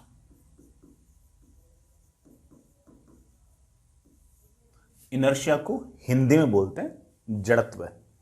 सर ये हिंदी वाला नाम क्यों बता रहे हो बेटा? वो इसलिए कि ना जड़त्व का ऐसे एक बेसिक सेंस होता है कि जड़ मतलब जैसे जमीन से जुड़ा हुआ है, जैसे हिलाना थोड़ा सा मुश्किल है। कोई चीज़ अगर जड़ से जुड़ी हुई होती है, ठीक है, जितनी जड़ मजबूत होगी उसे हिलाना इतना ही मुश्किल होगा। तो वहां से थोड़ा सा एक मीनिंग निकल के आता है इनर्शिया का या फिर जड़त्व का। इनर्शिया किसी भी बॉडी की वो प्रॉपर्टी है जिस प्रॉपर्टी के कारण बॉडी जो है वो अपने मोशन के अंदर जो चेंज होने वाला है उसको अपोज करता है। मतलब कि उसके मोशन में अगर आप कोई चेंज करोगे तो बॉडी उसको रेजिस्ट करेगी। This resistance is known as your inertia. क्योंकि बॉडी जो ना वो चाहती है कि वो यूनिफॉर्म मोशन करती रहे, और अगर आप उसका मोशन चेंज करना चाहोगे तो बॉडी जो है वो चाहेगी कि उसका मोशन चेंज ना हो। ये जो रेजिस्टेंस दिखा रहा है अपने मोशन में जो चेंज हो रहा है उसके against, this resistance is known as inertia. बेटा एक छोटी सी लाइन लिखना, inertia is property of an object due to which it opposes any change in its motion। Motion में किसी भी प्रकार का कोई चेंज करोगे तो बॉडी जो होगी वो हमेशा उसको रेजिस्ट करेगी, and this resistance is known as your inertia. ये जो इनर्शिया है ये डायरेक्टली प्रोपोर्शनल टू आपका मास होती है। ये जो इनर्शिया होता है ये बड़ा डायरेक्टली प्रोपोर्शनल टू बॉडी का मास होता है। जितना ज्यादा मास होगा इनर्शिया उतना ही ज्यादा होगा, बॉडी उतना ही ज्यादा रेजिस्ट करेगी अपने मोशन में चेंज को। या फिर दूसरे शब्दों में कहूं तो ऐसा कह दूं कि किसी बॉडी के पास जितना ज्यादा मैटर होगा वो अपने मोशन में जो चेंज है उसको उतना ज्यादा रेजिस्ट करेगी। सो मैं ऐसा कह सकता हूं कि inertia is directly proportional to matter in object. किसी ऑब्जेक्ट में कितना ज्यादा मैटर है, कितना ज्यादा मॉलिक्यूल्स एटम्स है, ऑफ कोर्स है, उतना ज्यादा उसका इनर्शिया होगा। जैसे मैं हल्का सा समझाता हूं, मैं दो एग्जांपल लेता हूं। बेटा पहला एग्जांपल, बेटा मान लीजिए कि आपके पास एक छोटी सी बड़ा एम मास की बॉल है, ठीक है, और आपके पास एक बहुत भारी कैपिटल एम मास की कोई रॉक है, ठीक है। ये दोनों शुरुआत में रेस्ट पे है। मैंने क्या किया कि इन दोनों पर सामने की तरफ कोई बल लगाया, कोई फोर्स लगाया, इसलिए कि मैं चाहता था कि दोनों बॉल जो मोशन के अंदर आ जाए। पहले रेस्ट में थी, मैं चाहता था कि ये मोशन में आ जाए। तो एक तरीके से आप इन दोनों बॉल्स का या फिर बॉल का और रॉक का मोशन चेंज कर रहे हो। As you can I think imagine that कि सेम पुल लगाने पर, आप इस बात को इमेजिन कर सकते हो कि सेम पुल लगाने पर ये वाली जो बॉल है इसके पास ज्यादा वेलोसिटी आ जाएगी, और ये जो रॉक है हो सकता है कि बेटा इसके पास इतनी ज्यादा वेलोसिटी ना आए। आपने दोनों ही बॉल को सामने की तरफ पुल किया है, सेम बल से पुल किया है, लेकिन इस बॉल का मोशन इसके बॉल के मोशन में भी चेंज आएगा, इस रॉक के मोशन में भी चेंज आएगा। लेकिन दोनों बॉल्स ने, बॉल और रॉक ने, दोनों ने ही मोशन में चेंज को अपोज किया है। इसने ज्यादा अपोज किया है, इसकी वेलोसिटी को चेंज करना ज्यादा मुश्किल रहा है, जस्ट बिकॉज कि इसके पास मैटर ज्यादा है, जस्ट बिकॉज कि इसके पास मास ज्यादा है। मोशन में चेंज दोनों के हुआ है क्योंकि बेटा आपने फोर्स लगाया है, लेकिन उन्होंने अपने मास के कारण उस मोशन में चेंज को अपोज किया है। इसने ज्यादा अपोज किया है, इसकी वेलोसिटी को चेंज करना उतना आसान काम नहीं था। मैं इसका एक काउंटर एग्जांपल और देता हूं, ठीक है ना। सुनना, आपके पास एक ऐसे छोटी सी बाइसिकल है, स्मॉल एम मास की, ये आपकी तरफ आ रही है लेट से 10 मीटर्स पर सेकेंड से, ठीक है। बाइसिकल आ रही है 10 मीटर पर सेकेंड से। ये बड़ा एक बहुत ही भारी सा ट्रक है, कैपिटल एम मास का, ये भी आपकी तरफ आ रहा है 10 मीटर पर सेकेंड से, दोनों 10 मीटर पर सेकेंड से आपकी तरफ आ रहे हैं। आप बड़ा यहां खड़े हो बाइसिकल के सामने, आप यहां खड़े हो ट्रक के सामने। खड़ा नहीं होना है, सिर्फ और सिर्फ मैं इमेजिन कर रहा हूं। जैसे बाइसिकल आपके पास आएगी, आप बड़ा बाइसिकल को रोकने के लिए, आप बाइसिकल को रोकने के लिए ऐसा धक्का मारोगे और बाइसिकल ऑफ कोर्स रुक जाएगी, उसका मोशन चेंज हो जाएगा। हालांकि बाइसिकल ने रेजिस्ट किया है अपने मोशन में चेंज को, ऐसा नहीं कि हाथ अड़ाते रुक गई। बाइसिकल के मास के कारण, बाइसिकल के इनर्शिया के कारण बाइसिकल ने रेजिस्टेंस किया है। वो बाइसिकल चाहती कि मैं 10 मीटर पर सेकंड से चलती रहूं, मगर आपने कोई फोर्स लगाकर बाइसिकल को रोक लिया। यही फोर्स आप ट्रक पर भी लगा, ट्रक को भी रोकने की कोशिश कर रहे हो। बट आप इस बात को इमेजिन कर सकते हो कि ट्रक को रोक पाना मुश्किल है, मुश्किल दोनों को ही रोकना था। बाइसिकल भी 10 मीटर पर सेकंड से ही जाना चाह रही थी, आपको फोर्स लगाकर रोकना पड़ा है।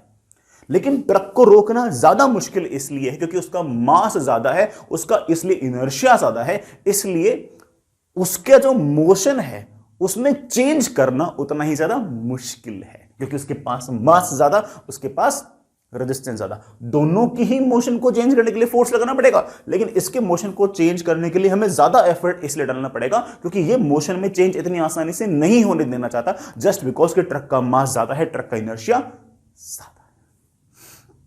तो जितना ज्यादा मास बढ़ा उतना ज्यादा इनर्शिया, और आप ऐसा कह सकते हो कि इनर्शिया जो है वो बॉडी की एक ऐसी प्रॉपर्टी है जिसके कारण जो बॉडी है वो अपने मोशन के अंदर चेंज इतनी आसानी से नहीं होने देना चाहती, और वो उस मोशन में चेंज को रेजिस्ट करती है, रोकती है। I hope it's okay. Now ये तो बात हुई बेटा किसकी, इनर्शिया क्या है। हमने अभी तक सिर्फ और सिर्फ ये डिस्कस किया है कि इनर्शिया क्या है। अब हम ये भी डिस्कस कर लेते हैं कि फर्स्ट लॉ क्या है। बड़ा फर्स्ट लॉ ये कहता है, न्यूटन्स फर्स्ट लॉ ये कहता है कि कोई भी बॉडी जो है वो अपना यूनिफॉर्म मोशन करती रहेगी, या रेस्ट पे है तो रेस्ट पे ही रहेगी, until and unless you apply some external force on it।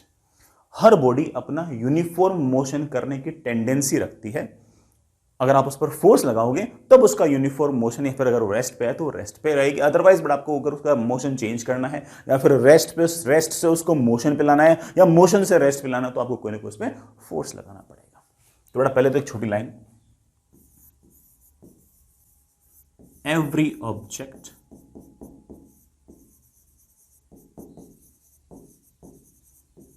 have tendency to have uniform motion और रेस्ट। रेस्ट पे है तो रेस्ट पे आना चाहेगी, और अगर यूनिफॉर्म मोशन कर रही है तो यूनिफॉर्म मोशन करती रहेगी। बेटा यूनिफॉर्म मोशन याद तो है ना, कांस्टेंट वेलोसिटी। बेटा क्या, कांस्टेंट वेलोसिटी। कांस्टेंट वेलोसिटी से ही मूव करना चाहेगी। मैं बड़ा हर बॉडी की टेंडेंसी ये होती है, अगर आप उसको मोशन चेंज करना है, या फिर रेस्ट वाले ऑब्जेक्ट को मोशन में लाना है, या मोशन वाली ऑब्जेक्ट को रेस्ट पे लाना है, या उसकी वेलोसिटी को चेंज करना है, चाहे वेलोसिटी में आप स्पीड को बढ़ा दो, चाहे स्पीड को घटा दो, चाहे डायरेक्शन को चेंज कर दो, चाहे स्पीड और डायरेक्शन दोनों को चेंज कर दो, इन सब को करने के लिए आपको कोई ना कोई एक्स्ट्रा एफर्ट करना पड़ेगा, एक्स्ट्रा बल लगाना पड़ेगा, एक्स्ट्रा फोर्स लगाना पड़ेगा। बड़ा एक लाइन लिखना चाहो तो लिख सकते हो, Newton's first law states that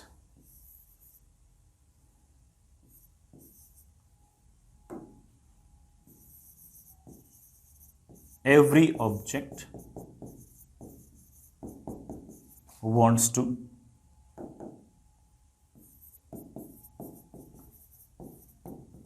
remain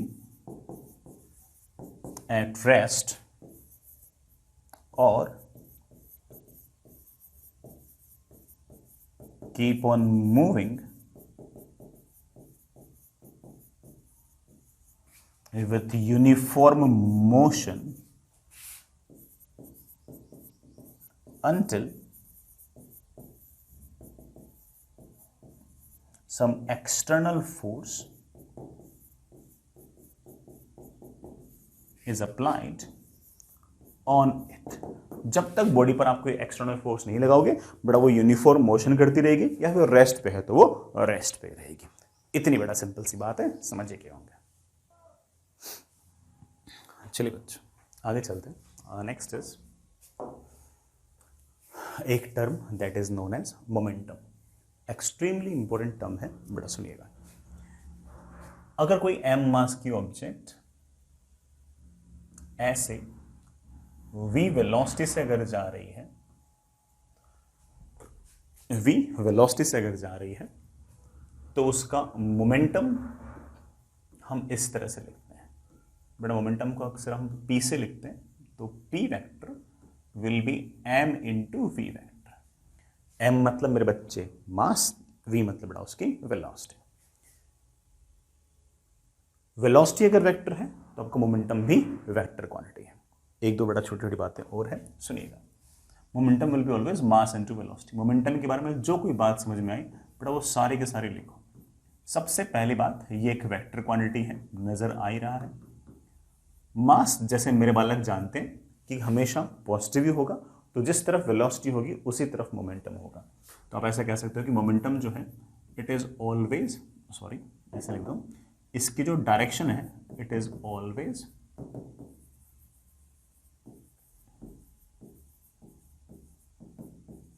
along velocity. ठीक है, तो अगर मुझसे पूछे कि मोमेंटम की यूनिट क्या होगी, मैं बड़े आराम से लिख दूंगा, it will be kg meter per second. को अगर मुझसे पूछ ले कि इसकी डायमेंशन क्या होगी, बड़ा केजी तो हो गया मास, मीटर हो गया लेंथ, सेकंड हो गया बड़ा टाइम, टी बेटा ऊपर गया तो एम एल टी माइनस। ठीक है, अगर कोई मुझसे मोमेंटम का मैग्नीट्यूड पूछेगा तो मैं बोल दूंगा बड़ा दैट इज मास, तो ठीक है। वेलोसिटी वेक्टर है उसका मैग्नीट्यूड, बड़ा वेलोसिटी का जो मैग्नीट्यूड होता है हम स्पीड बोलते हैं क्या, तो आप बोलोगे हाँ से बिल्कुल बोलते हैं। तो मैं ऐसा बोलूंगा कि मोमेंटम का अगर मैग्नीट्यूड चाहिए तो आप सीधा बोल सकते हो कि मास इनटू स्पीड। अदरवाइज ठीक है बेटा, बेसिक बात तो ये है कि मोमेंटम एक वेक्टर क्वांटिटी है, डायरेक्शन का ध्यान हमें रखना चाहिए, और इसलिए momentum is always mass into velocity. I hope it will work for you. जैसे फॉर एग्जाम्पल बड़ा मान लीजिए कि मेरे पास 100 ग्राम की कोई ऑब्जेक्ट है और उसके पास लेट से बड़ा कुछ ना कुछ वेलोसिटी है 3i cap plus 4j cap minus 5k cap meter per second. और कोई मुझसे पूछ ले कि बताओ, हाँ पूछ ले कि बताओ मोमेंटम कितना है और मोमेंटम का मैग्नीट्यूड कितना है। सबसे पहले मोमेंटम कितना है, मोमेंटम होगा of course mass into velocity. Mass बेटा 100 ग्राम, 100 ग्राम को मैं लिख सकता हूं 0.1 kg मल्टीप्लाइड बाय वेलोसिटी, बड़ा velocity is 3i cap plus 4j cap minus 5k cap meter प्रति second.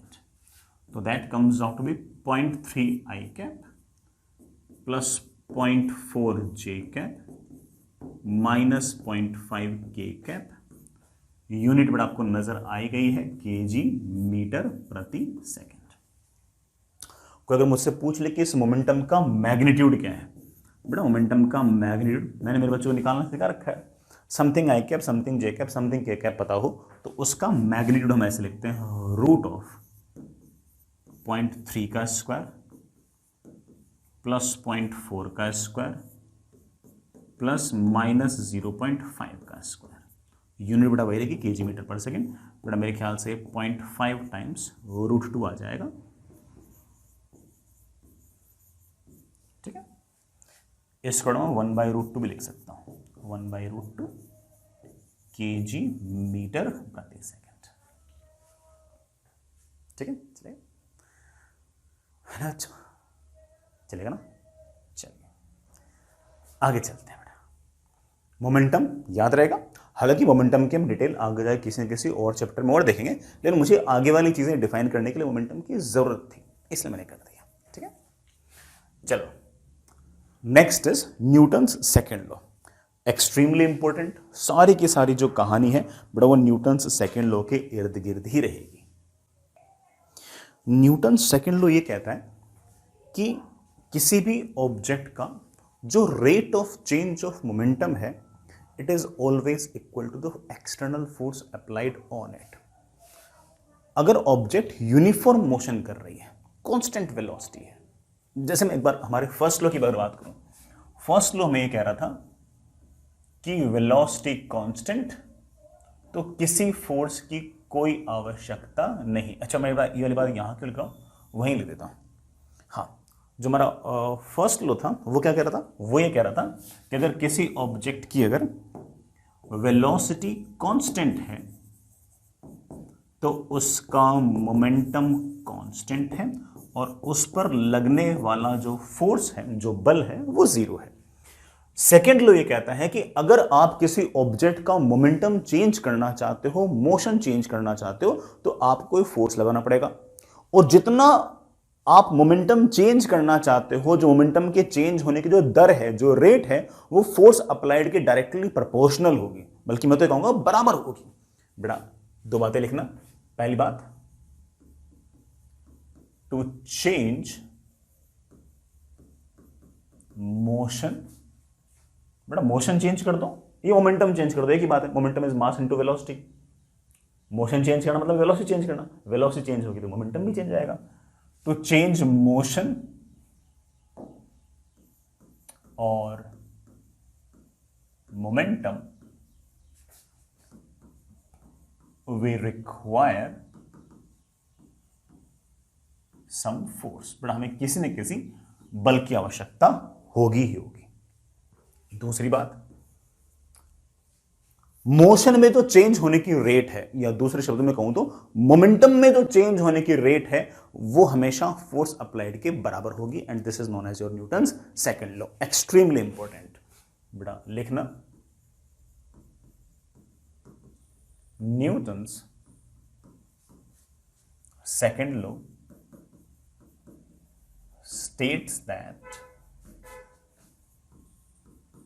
a rate of change of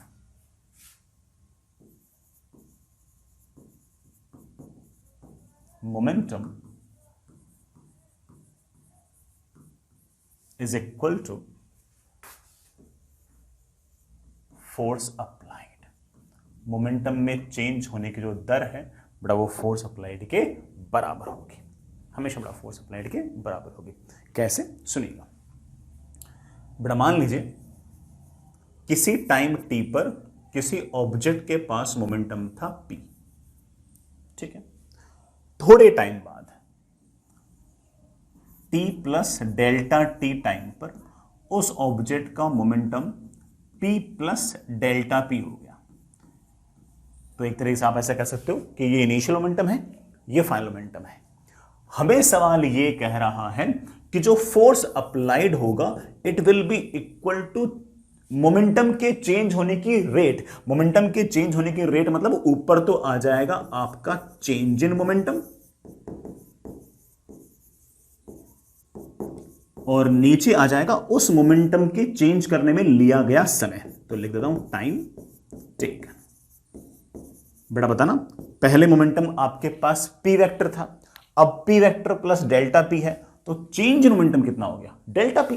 ये तो पहले भी था, तो आप ऐसा कह सकते हो कि पहले आ गया मेरे पास change in momentum divide by time taken. बेटा पहले टाइम t था, अब t प्लस डेल्टा t है, तो आप ऐसा कह सकते हो कि डेल्टा t समय के अंदर डेल्टा p मोमेंटम चेंज हुआ है।